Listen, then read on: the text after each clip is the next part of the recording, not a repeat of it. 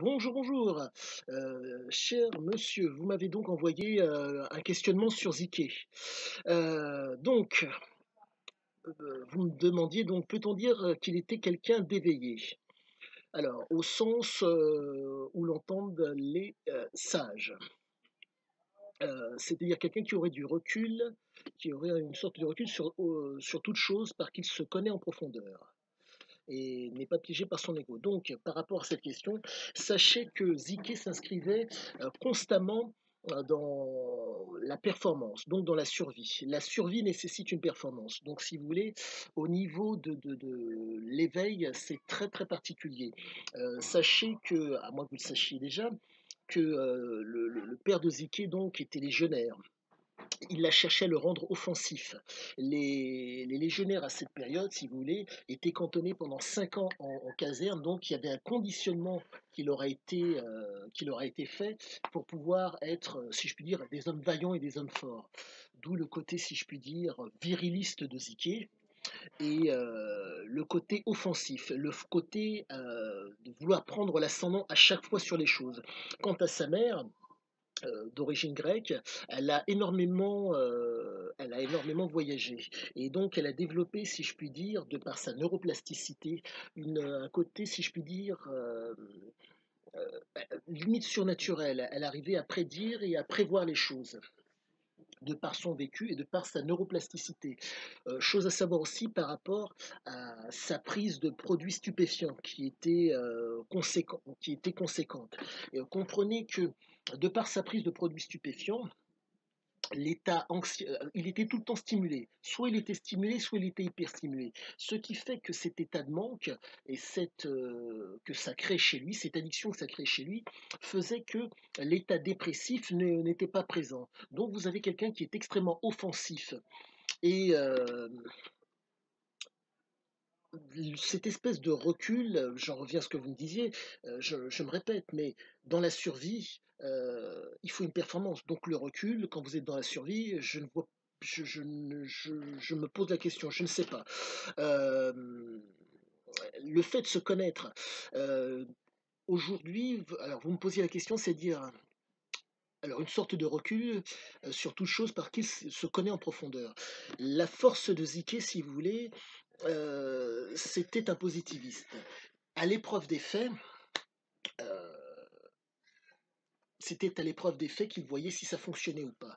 Donc, cette connaissance, de par son besoin d'aventure dans l'interdit, en ayant l'ascendant à chaque fois, faisait que euh,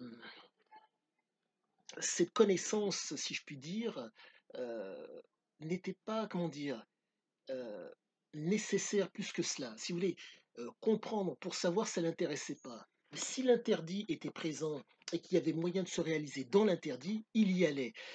Son plaisir n'était pas comment dire, son plaisir n'était pas de connaître ou de savoir, c'est d'y aller. Si c'est interdit, c'est que c'est bon, il y va. Euh, Sans pour autant connaître et savoir ce qu'il en était, du moment qu'il y avait l'interdit, de par le fait que son besoin de liberté qui était extrêmement présent. Pour pouvoir être libre, ah oui, chose aussi importante pour comprendre plus ou moins la genèse de cela, le père et la mère. L'ascendant que le père, le côté offensif qu'a voulu inculquer son père, déjà d'une. De deux, vous avez donc dans le texte oraux un passage où il explique: plus personne ne m'a donné d'ordre depuis que je suis en âge de courir et que mon père ne m'a plus rattrapé, plus personne ne m'a donné d'ordre.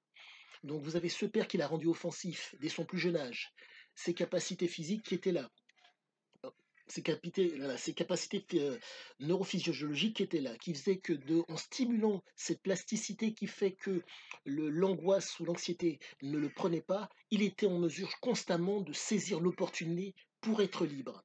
Cette mère, avec, si je puis dire, cette approche, entre guillemets, je dirais, somme toute surnaturelle, de par son vécu et de par sa neuroplasticité qu'elle a plus ou moins comment dire, qu'elle a transmis à son enfant.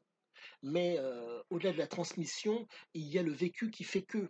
Euh, Comprenez que à l'époque où a vécu Ziki, les gens réfléchissaient par eux-mêmes. pour vous rendre d'un point à un autre, il fallait, si je puis dire, baliser le chemin. Et ça crée une capacité donc à devoir réfléchir par soi-même. Ça, c'est vraiment l'une des forces parmi tant d'autres que Ziki avait. Euh, et quant à l'ego, vous me demandez s'il était piégé par l'ego. Euh, Comment voulez-vous être piégé par l'ego? Je ne sais pas, je n'ai pas l'impression, ce besoin d'ascendant, ce besoin de liberté fait que l'ego, je ne le vois pas pour ma part. Il est vrai que les produits stupéfiants, chez certains, peuvent développer une espèce d'ego, de sentiment de supériorité, mais il savait, comment dire, il utilisait la cam pour pouvoir être libre dans les interdits. En tout cas, c'est ce qu'il appréciait. Euh, Alors, vous me disiez aussi, je n'ai jamais trop su s'il avait atteint ce petit truc en plus, cette illumination et qu'il s'en serait servi pour son plaisir personnel. Alors, par rapport à cette fameuse illumination, j'en reviens à la mer.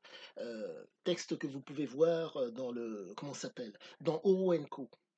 Ou si vous n'avez pas Oro Co, regardez la première vidéo de Monsieur Jess Rhodes. Il y a un passage où il parle de la mère de Ziki.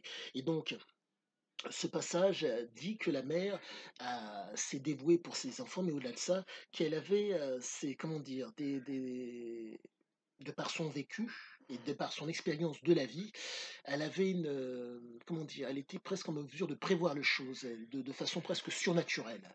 Euh, et donc, si vous voulez, cette espèce d'illumination que vous avez peut-être perçue dans le texte est le fait de la mère. Cette mère lui a inculqué cette façon de voir.